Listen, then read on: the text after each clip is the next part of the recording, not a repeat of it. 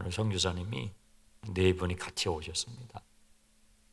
우리 사모님은 김은진 선교사님이신데요. 잠깐 자리에 좀 서주시죠. 네, 우리 박수로 환영해 드리죠.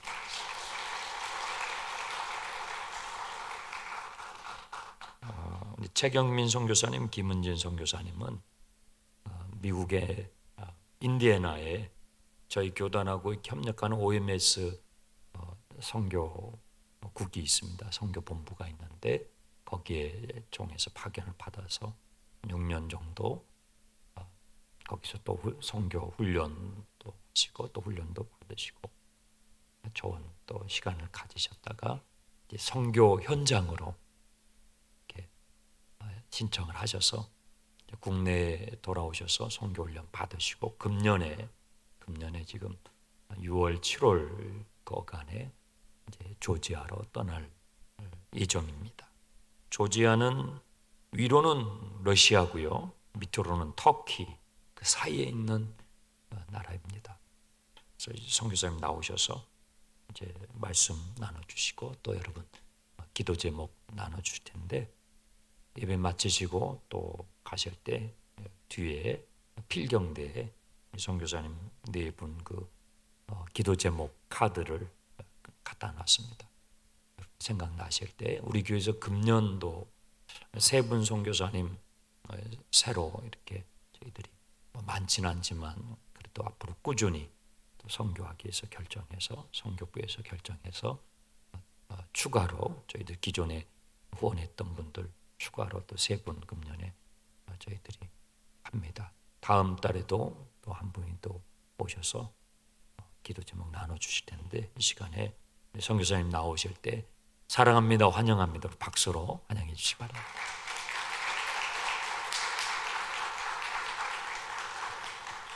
할렐루야, 할렐루야. 시간 귀한 예배 자리에 나온 여러분들을 주님의 이름으로 환영합니다. 또 예배를 통해서 말씀을 전하고 저희 사역에 대해서 나눌 수 있도록 귀한 은혜를 허락해 주신 하나님께 감사를 드립니다. 제가 오늘 전하고자 하는 말씀의 주제는 워크 투게더, 함께 걸어갑시다라는 주제를 가지고 제가 말씀을 전하고자 합니다. 여러분들 낯선 길을 걸어갈 때 어떤 마음이 드세요? 두려운 마음이 들지 않습니까? 제가 어렸을 때 저희 집 화장실이 가게를 하시는 부모님하고 같이 지내면서 좀 멀리 떨어진 곳에 있었는데 그 길을 화장실을 가는 게 너무 무서워서 동생을, 저보다 2살 어린 동생을 항상 대동해서 같이 갔던 기억이 있습니다.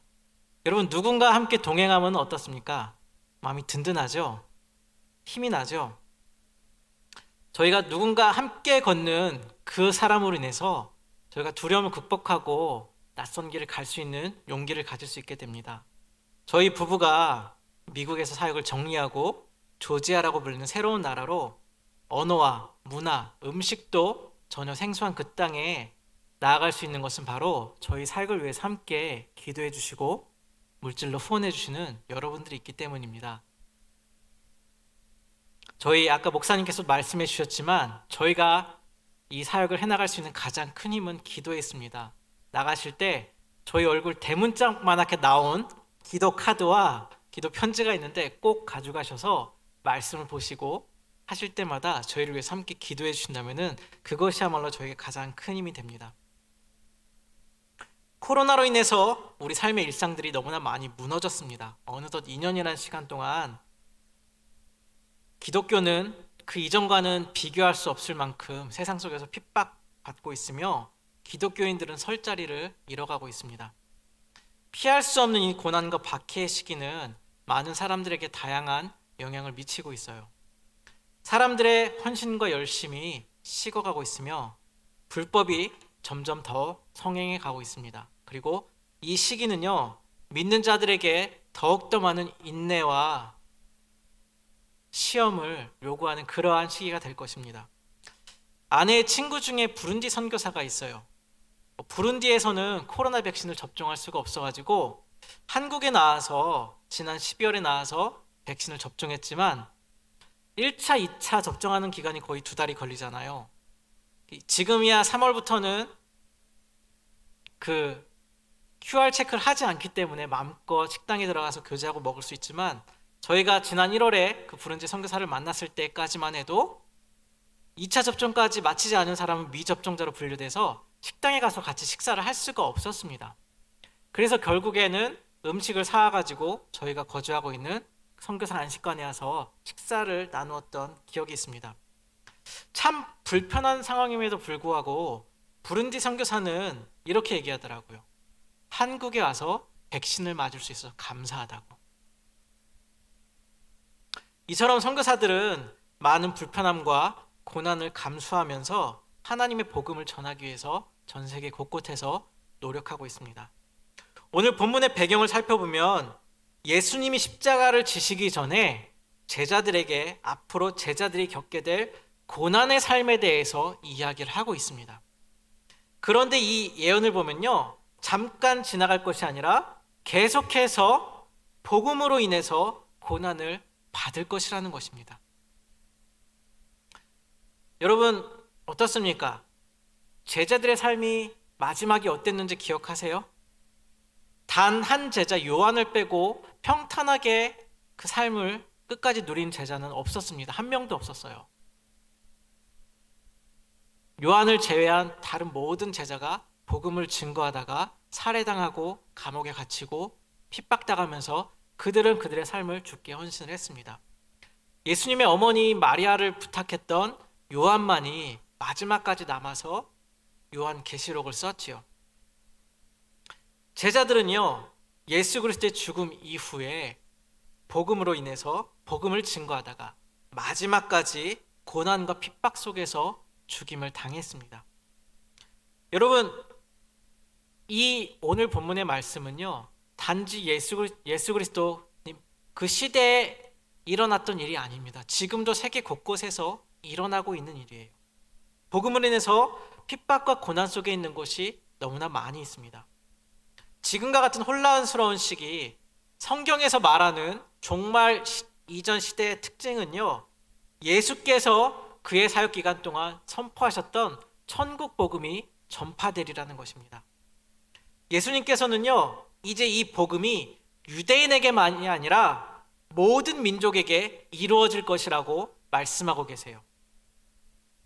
그러나 이것은 주께서 말씀하신 종말이 지구상의 마지막 남은 모든 민족을 복음화시키는 것을 조건으로 임한다는 말이 아닙니다.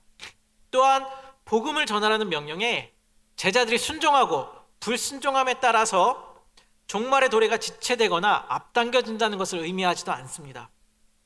이러한 조건과 상관없이 오히려 지리적, 인종적 제한 없이 천국 복음이 널리 전파될 것을 주님께서는 오늘 본문 말씀을 통해서 우리에게 예언하고 계신 것입니다.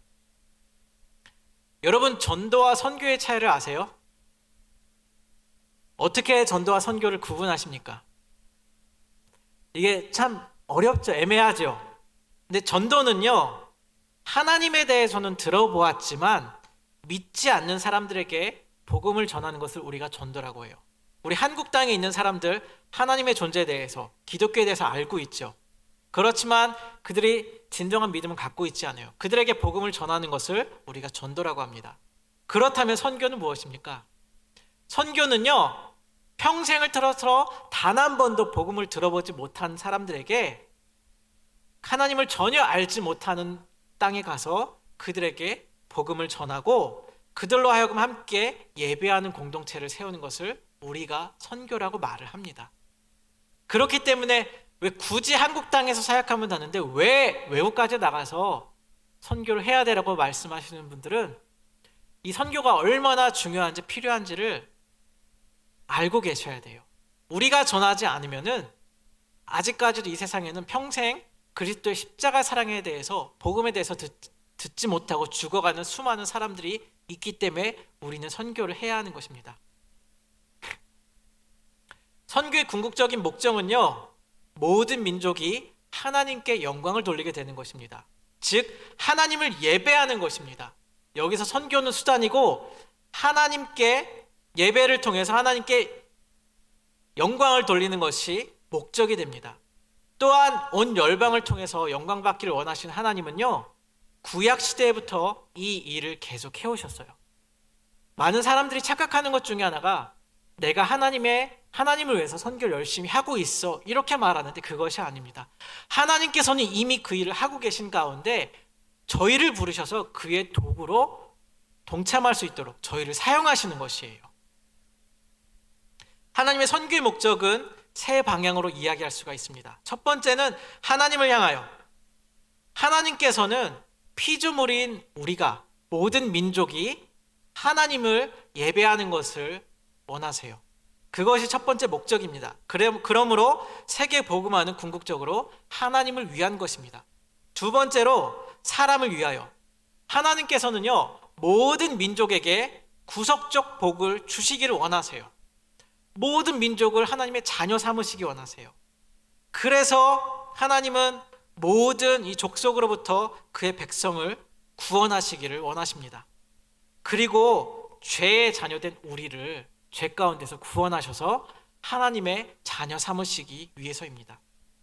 세 번째, 악에 관하여, 하나님은 사람들을 해방시키기 위해서, 그리고 궁극적으로는 모든 것을 하나님의 영원하고 완전한 통치하에 놓기 위해서 악한 세력들을 정복하실 것입니다. 이 하나님 나라의 통치가 바로 하나님이 열방에게 주시는 복의 내용이며 우리가 전해야 할 복음입니다. 사실 저는 전도를 잘하는 사람은 아니었어요. 모태신앙으로 자란 많은 이들이 그렇듯이 저도 교회 공동체 안에 자라서 신학을 했지만 만나는 사람들이 대부분 그리스도인이었고, 그 교회에서 전도 행사를 할 때 외에는 개인적으로 특별히 전도를 하는 사람은 아니었습니다. 그랬던 제가 선교의 비전을 처음 가지게 된 것은요 2001년 네팔 선교를 통해서였습니다. 2001년에 네팔의 단기 선교를 갖고 그곳에서 조이하우스라는 고아원에 가서 그곳의 아이들과 함께 일주일의 시간을 보냈던 적이 있습니다. 이 조이하우스에서의 기억은요, 아이들과 같은 침대를 써가지고 일주일 동안 이가 옮았던 것과, 그리고 하루에 2번 특식으로 나온 닭을 뼈채로 씹어먹는 아이들의 모습이었습니다. 그러나 무엇보다 놀라웠던 것은 서로 말도 통하지 않던 우리가 복음으로 말미암아서 그리스도 안에서 교제할 수 있었던 것과, 인종도 문화도 다른 우리가 주님 안에서 형제 자매가 될 수 있었다는 사실이 저에게는 그 어떤 것보다도 큰 기쁨으로 다가왔습니다. 두꺼운 영어 사전을 손에 들고 다니면서 서투른 영어를 써가면서 나눴던 예수 그리스도의 복음에 대한 이야기가 제 마음을 그 어떤 것보다도 가득 채웠던 것을 저는 기억합니다. 그때 하나님께서는 저에게 선교에 대한 비전을 주셨고요. 그리고 그때부터 저는 복음 들고 전 세계를 가는 삶을 꿈꾸게 되었습니다. 그리고 지금까지 네팔, 미얀마, 방글라데시, 그리고 남아프리카 공화국, 미국 등을 비롯한 14개 나라의 단기, 장기 선교사로 다니면서 복음을 증거하였습니다. 교단에서는 교회 진흥원에서 교회 개척자들과 평신도 전도 훈련 시키는 사역을 했고, 그리고 지난 6년간 미국에 저희 교단을 세워주는데 큰 공헌을 했던 OMS라는 선교 단체 본부에 가서 선교사를 훈련시키고 파송하는 사역을 하였습니다. 잠시만요.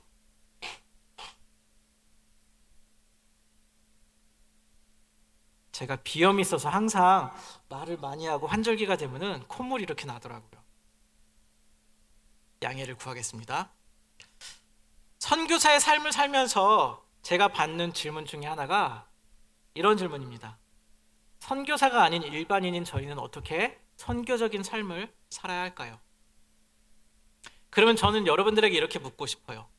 여러분들 삶에서 가장 중요한 것이 무엇입니까? 한번 생각해 보세요.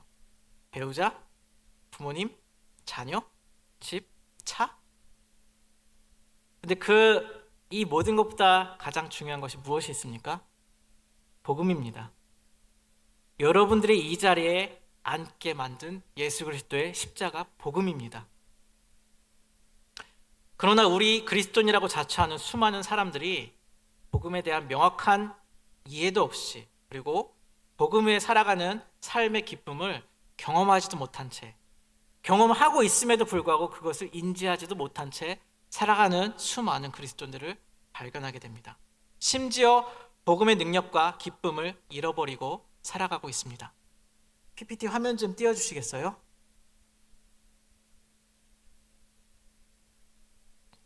다음, 저희가 미국에 처음 갔는데 선교사가 그렇듯이 항상 풍성한 재정이 없잖아요.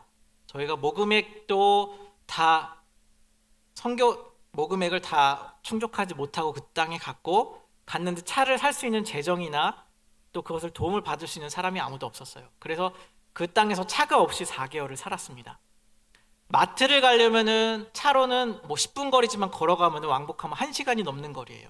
도저히 장을 보러 갈 수도 없는, 차가 없으면 살 수 없는 그런 환경이 바로 저희가 살고 있던 인디애나라는 곳입니다. 그래서 저희가 기도를 했어요. 아내하고 제가 OMS 본부에서 유일한 한국인으로 사역을 하고 있었기 때문에 아는 사람 하나 없이 간 그 땅에서 의지할 수 있는 것은 하나님밖에 없었습니다. 그래서 기도를 매일 저녁마다 가정 예배를 드리면서 기도를 하는데, 하나님, 차를 주시든지 차를 살 수 있는 재정을 주세요, 이렇게 기도를 했습니다.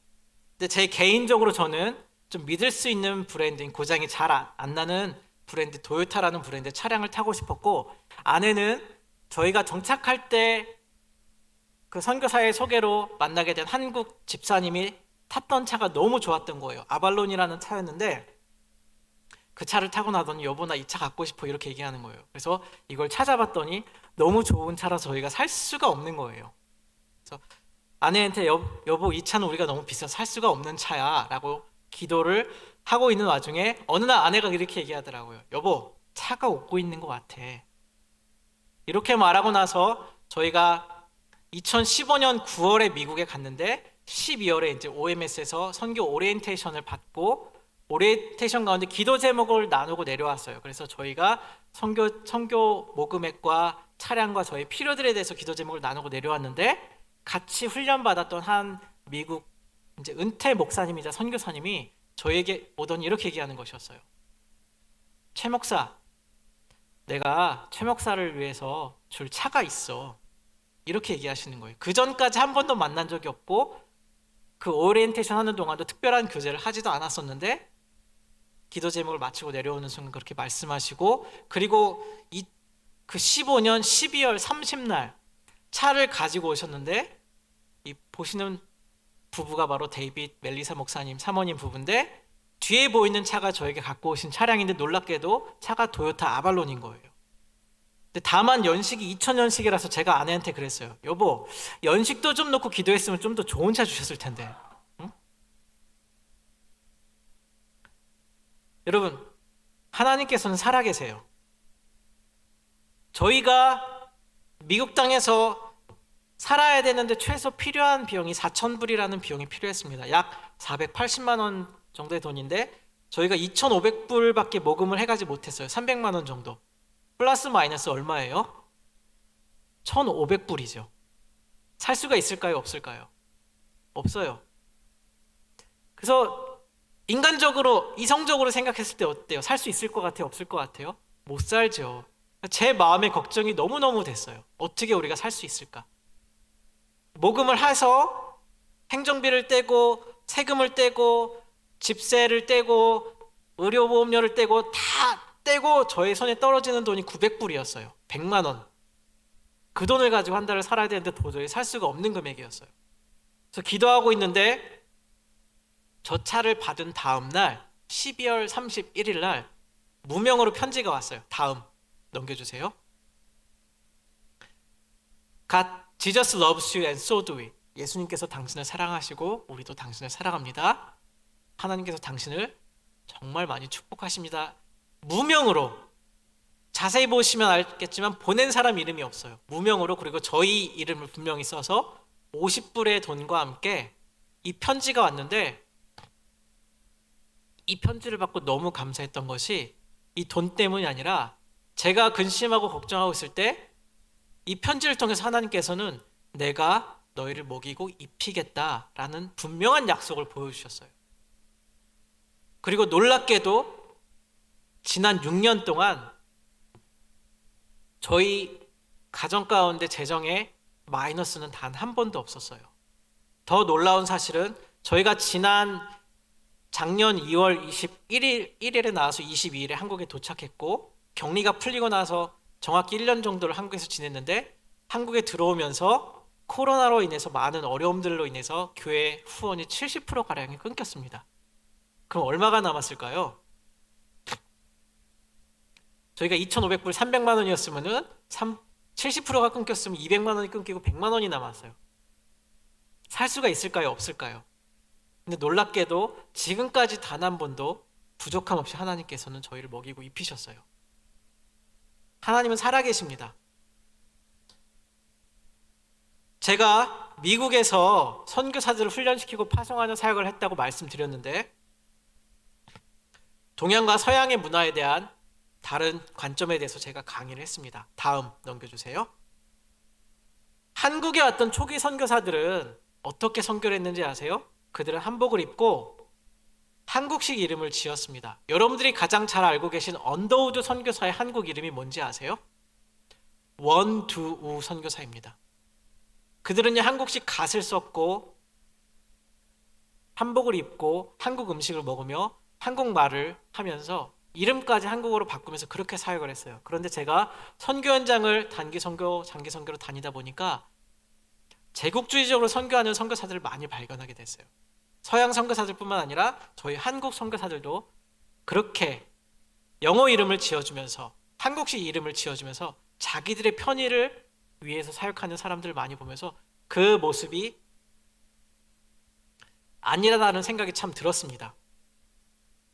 그래서 선교지에 있는 이들을 정말 사랑한다면 그들의 언어를 배우고 그들의 음식을 먹으며 그 나라 사람들에 맞춰서 이름을 갖는 것이야말로 참된 선교이며, 초기의 선교사들이 그들의 목숨까지도 드렸다라는 그런 헌신이라고 강의를 하였습니다. 그리고 이 강의를 한 이후에 한국 선교에 관심이 있었던 한 미국 친구, 알리샤 본슨이라는 친구가 저에게 왔고 한국식 이름을 지어달라고 부탁을 하더라고요. 다음. 그래서 이 친구인데 가운데 있는 친구입니다. 이 친구가 저에게 이름을 지어달라고 해서 저희가 고민을 하고 이름을 지어줬어요. 어떻게 지어줬냐면은 알리샤 본슨. 본슨이 성이거든요. 그래서 이 친구의 성을 따서 미국 사람이니까 미선 할 때 미국의 미자를 따고 선교사의 선자를 따가지고 미선이란 이름을 지어주었어요.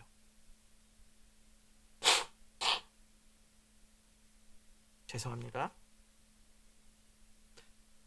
이 친구가 그 이름을 너무 좋아하면서 한국어를 아내와 공부를 시작하면서 배우기 시작을 했고, 아내는 영어를 배우면서 서로 교제하면서 그 이후에 나중에 한국에 선교사로 와서 선교사를 훈련시키고 또 교회에서 영어를 가르치는 그러한 사역으로 2년을 한국 땅에서 헌신을 했습니다.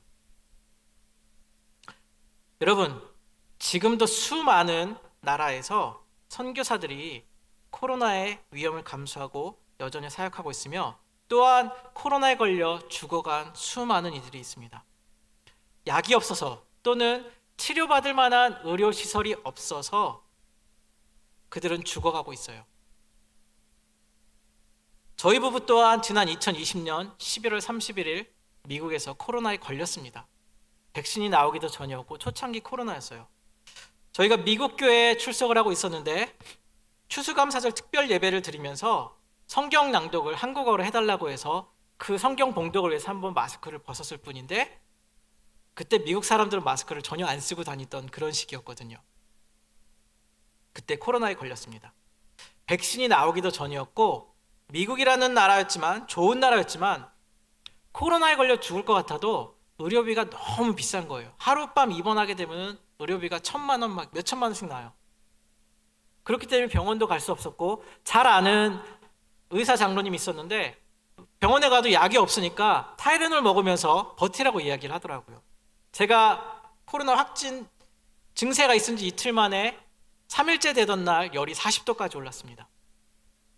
40도에서 3, 4일을 40도에 머물렀고 평균 39도에서 39.5도를 오르락 내리락 거렸어요. 열로 인해서 오는 두통 때문에 코를 풀 때마다 계속 코에서는 핏덩어리가 나왔고요. 마른 기침이 쉬지 않고 나와서 대화를 할 수 없었고 잠을 잘 수 없을 만큼 코로나로 인해서 굉장히 고생을 했습니다. 제가 보시기에도 살찐 체형은 아닌데 제 이 체중에서 4kg가 넘는 체중이 빠졌어요. 아내도 저로 인해서 코로나에 걸렸는데 39도인 아내가 39.5도, 40도가 되는 저를 간호하느라고 더 고생을 했습니다.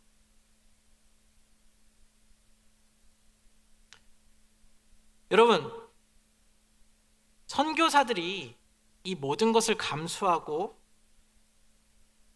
살아갈 수 있는 한 가지 이유가 무엇인 줄 아세요? 바로 잃어버린 영혼을 향한 그리스도의 사랑 때문입니다. 여러분, 선교는요, 여러분들 어떻게 보시면 막연하게 생각하실 수 있지만 여러분과 동떨어진 대단한 일을 하는 것이 아닙니다. 어떤 로망이나 낭만도 아니에요. 제가 설교를 하면 베드로가 했던 것처럼 3,000명, 4,000명의 회심한 일들이 물론 일어날 수도 있겠지만 10년, 20년의 사역을 통해서 한 영혼이 돌아오는 것조차 일어나지 않는 사역을 하는 선교사님들도 많이 있습니다.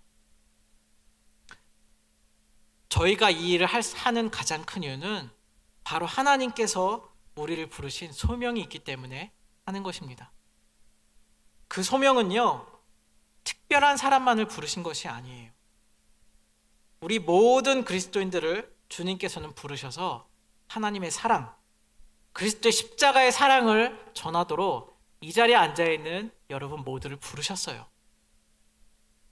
그 소명을 붙잡고 보내는 자가 있고 나아가는 자가 있는데 저희 가정은 나아가는 자로서 그 소명을 감당하고자 하는 것입니다. 저희는 코로나로 인해서 조지아라는 나라를 리서치를 가보지도 못했어요. 그럼에도 불구하고 이 낯선 곳에 갈 수 있는 가장 큰 이유는 잃어버린 영혼이 주께 돌아올 때 그 주시는 기쁨과 은혜가 너무 크기 때문에, 그 어떤 것보다도 값지기 때문에 저희가 나아갈 수 있는 것입니다. 저희 삶의 목표는 하나예요. 에베소서 3장 6절에 이는 이방인들이 복음으로 말미암아 그리스도 예수 안에서 함께 상속자가 되고 함께 지체가 되고 함께 약속에 참여하는 자가 됨이라. 여러분, 많은 교회들이 자기 교회 유지와 발전에 모든 관심과 에너지를 쏟고 있습니다. 성도들의 영적인 건강을 유지하고 바른 삶을 살 수 있도록 그 돕기 위해서 말씀을 가르치고 양육하는 일은 매우 중요한 일이면 틀림이 없습니다. 그것은 교회의 중요한 사명이면 틀림이 없어요. 그러나 모든 교회들이 자기 교회만을 위한 공동체 교회로만 머문다면 교회 밖의 이웃과 땅끝에 버려진 영혼들은 누가 책임을 져야 합니까? 교회는 자기를 위해서 존재하는 공동체일 뿐만 아니라 동시에 타인과 이방인을 위한 공동체가 되어야 돼요. 우리 곁에, 여러분의 곁에 힘없고 병들고 소외되고 가난하고 어려움 당하는 이웃에게 손 내밀 수 있는 그런 교회가 되어야 합니다. 성경 공부, 제자 훈련, 상담, 기도, 예배, 이 교회 안의 모든 프로그램들이 오로지 자기 교회만을 위한 것이 아니라 교회 울타리 밖에 믿지 않는 그 사람들과 이방인들을 위한 그런 교회로 우리는 다시금 우리의 포커스를 바꿔야 합니다. 교회는 자기 교회만을 위한 사고에서 벗어나 이웃과 이방을 위한 선교적인 사고로 전환시킬 필요가 있어요. 코로나 시대에 물론 누군가를 데려오고 복음을 전하고 하는 것들이 위험해서 위축된 부분들이 있지만 그럼에도 불구하고 우리는 쉬지 않고 끊임없이 복음을 전해야 합니다. 그것이야말로 주님께서 우리에게, 우리를 자녀 삼으신, 우리를 통해서 이루고자 하시는 단 한 가지 사명이기 때문입니다. 여러분, 저도 여러분도 이방인이었어요. 복음을 알기 전엔 이방인이었어요. 그러나 누군가가 여러분에게 전한 또는 부모님으로부터 물려받은 신앙의 유산으로 인해서 복음을 듣고 예수 그리스도를 주로 영접하여 하나님의 자녀가 되었습니다. 그런데 이 세상에는요, 아직도 하나님의 복음을, 예수 그리스도의 십자가의 복음을 듣지 못한 수많은 사람들이 있어요. 그렇기 때문에 저희는 언어도, 문화도, 음식도 생소한 조지아라는 새로운 나라에 가서 복음을 전하고자 하는 것입니다. 성경은 이렇게 말하고 있습니다. 전도서 4장 12절에 한 사람이면 패하겠거니와 두 사람이면 맞설 수 있나니 새 겹줄은 쉽게 끊어지지 아니하느니라. 새번역 성경에 조금 더 이렇게 말하고 있어요. 혼자 싸우면 지지만 둘이 힘을 합하면 적에게 맞설 수 있다. 새 겹줄은 쉽게 끊어지지 않는다. 여러분, 선교는요, 누구 한 사람의 힘으로 이룰 수 있는 것이 아니라 우리 모두가 함께 해야 하는 것입니다. 이 사역을 위해서 지금 이 자리에 앉아있는 여러분들이 하나님의 선교를 위해서 할 수 있는 일들을 찾아보시고 그 일들을 작은 것부터 한 가지씩 해나가기를 저는 부탁드리고 싶어요. 그것은 기도가 될 수 있고 선교사들에게 선교로 헌금을 후원할 수 있는 것일 수도 있고, 또는 여러분이 일하고 있는 직장이나 일터에서 남들은 거리끼는 작은 일들을 섬기는 그런 일들부터 시작이 될 수가 있습니다. 여러분들이 각자의 삶의 자리에서 복음적인 삶을 살면은, 그리스도인의 삶을 살면은 그것이 바로 선교사의 삶이 되는 것입니다. 무엇보다 기도로, 여러분, 제가 말씀 시작하기 전에도 말씀드렸는데 기도가 가장 큰 힘이에요. 저희가 가장 힘들 때 그 어려움들을, 그 외로움들을 이길 수 있었던 가장 큰 힘은 바로 저희를 위해서 기도해 주시고 있는 수많은 교회들과 성도들 때문이었습니다. 무엇보다 기도로 저희 가정뿐만 아니라 세계 곳곳에서 헌신하고 있는 선교사들 위해서 기도해 주시기를 부탁드립니다. 저는 낙원교회 성도 여러분들이 저희의 삼겹줄이 되어 주시기를 주님의 이름으로 간절히 축원합니다. 아멘.